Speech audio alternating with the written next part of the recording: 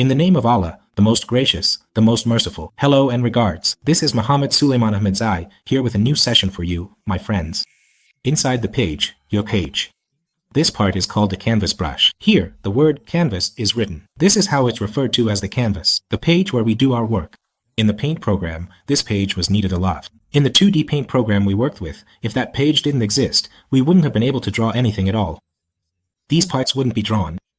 But since this program is both a 2D and a 3D drawing program, sometimes, only in 2D images, we definitely need this.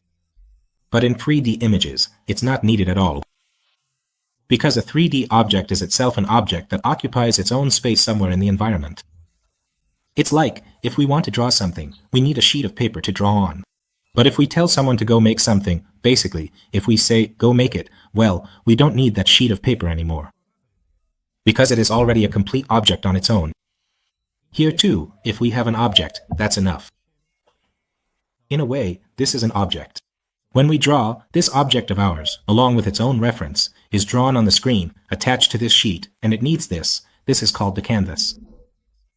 It's attached to this sheet itself. Now, when I select the 3D view and right-click the mouse, what can we do with a right-click? We can move it. When we move this, you see it's completely attached to the sheet. If this sheet didn't exist, if there was no canvas, then what would we be drawing on? So, it would be impossible to draw anything at all. But why do we say that sometimes this canvas isn't needed? It's only needed when we have an image, in a certain way. We say it's not needed when, for example, you have a 3D image, because when we draw, our 3D object isn't actually drawn for these things, it's not drawn for these surfaces. For example, you have an object that's being rendered. Now, in the end, it's clear that we've drawn this surface. When we enable 3D, when we zoom out, we see that this isn't even a surface at all. You can see that this surface is actually completely round. It's not a sheet in any way. We had actually drawn it in space, meaning we had created it there. So whether it's a sheet or not doesn't matter at all. Because it's a 3D object, after all. But anything that's two-dimensional, well, it needs a canvas. Then, when we, for example, create drawings, we create them on the drawing line. If it's two-dimensional, well, we need a canvas. If it's three-dimensional, even if we turn off the canvas, it's still fine. So if there is a canvas in the end, it's because of setting things up and for configuration. So what do? The first thing we do is go to the section called Canvas. To resize the canvas, the easiest way, well, it's obvious. When we enter the canvas, it creates sizing points for us. In other views, you see that when we come here, there are no sizing points. In the Paint program, we've always had them. But here, it only tells us to go to the canvas. Again, we can patiently use these sizing points, the horizontal sizing point, the vertical sizing point, or the skew point, to set how wide it should be, how tall it should be, or choose both the width and height as we want. But if we want to tell it that we're not going to use these skew points and, for example, we want to use the editing panel itself from here instead. First of all, as I mentioned earlier, if we have 3D images, we say there shouldn't be any canvas at all. How can we set it so that we tell it not to show anything at all? From here, when we set it, it won't show the canvas anymore. But if the images are 3D, we can set these. Otherwise, with 2D images, you can't even draw anything. If we can't tell it to make the canvas. Of course, we can tell it to make the canvas transparent so it doesn't get in the way, so its shape is see-through. That means, even though there's a line or a page there, the inside of the page gets a color that blends in. It matches up in a way that, for us, it looks like there's no white page at all. Even though the page exists, it just takes on the background color, like gray. From that box where we used to draw objects, we might think that this is the sheet, but our object doesn't actually have a sheet. But if it's not needed, we can turn it off. The computer will show its color as white. We already worked on the width and height of the page, where we could select from these points. Of course, we can also tell it not to, right? We don't select from these points. Instead, we come here and set the width and height for it. First, we need to choose the unit of measurement, whether it should be percent or pixels. In the previous Paint program, we usually chose percent, and it worked better. But on the contrary, in this Paint program, we don't even choose percent. Why? Usually, no matter what the width and height of the page are, it calculates this part from the top, meaning it shows from the top. While the width is a lot, the height is little.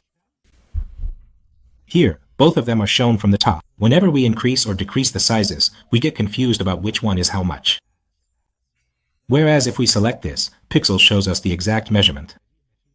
Its width is 1277 pixels, and its height is 599 pixels. So, it's easier and more patiently we can understand what its width and height are. We select pixel as the unit of measurement in this program by default, as the unit of measurement. We also worked with the Unlock Aspect Ratio button in the previous program. When it's active, any changes we make to the width will also apply to the height, or changes to the height will also apply to the width.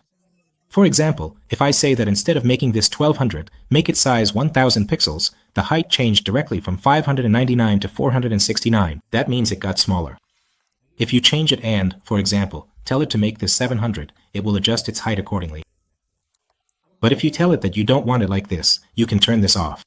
When we turn this off, any changes we make to one of these, for example, if we tell it that we want the width of this page to be 1000, its height shouldn't change at all. The height will stay at 700. Or we can, for example, tell it that we want this to be 600 as well. Or we might say that 600 is too much. For example, we want it to be 500. And we can also say, let's make this about 1200 in the box. 1200. 1200 is too little. Let's say, make it 1300 in the box. With this, we can say make it exactly 600 pixels or 650 pixels. We can also use this to set the size of the page. There's something called resize. Image with canvas. If you have it, or our page. Let's say you've drawn an object. When we make the page a bit bigger or smaller, should the object resize along with it or not? If we have this set to true, then it will work. If not, for example, it might also cause a conflict. Now, if we tell it to make the page exactly this width, say 800. When it says it will make it 800, see, the page gets a bit bigger or smaller, but it has nothing to do with the object itself. Whereas if we tweak this a bit and say, no, because the page as a whole, the picture we've drawn is two-dimensional, it's stuck to the sheet. So when the sheet stretches, the picture should stretch along with it.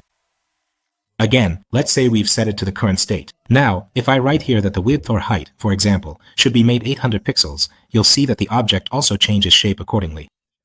If, for example, we increase it to 1000, you'll see that the object also gets stretched, because we've told it to resize as well. I told my student, if I step back, I can make it bigger for him myself. In the mouse tool, if we want, can we also do something to the canvas as a whole? We can also rotate it. If we want, this one flips it horizontally, and this one flips it vertically, and this one rotates it. It rotates it 90 degrees to the left, clockwise, meaning in the direction of a clock. And this one rotates it 90 degrees counterclockwise. In English, this is called clockwise, and the other one is called counterclockwise. Rotating in the opposite direction of the clock is called counterclockwise.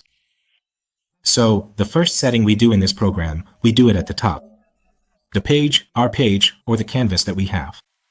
And finally, dear friends, I ask you that if you found the videos useful, please like the videos to support us and help the channel grow. Subscribe to the channel, and hopefully, see you in the next sessions. Goodbye. Until then, we will continue to monitor the situation closely and provide updates as soon as they become available.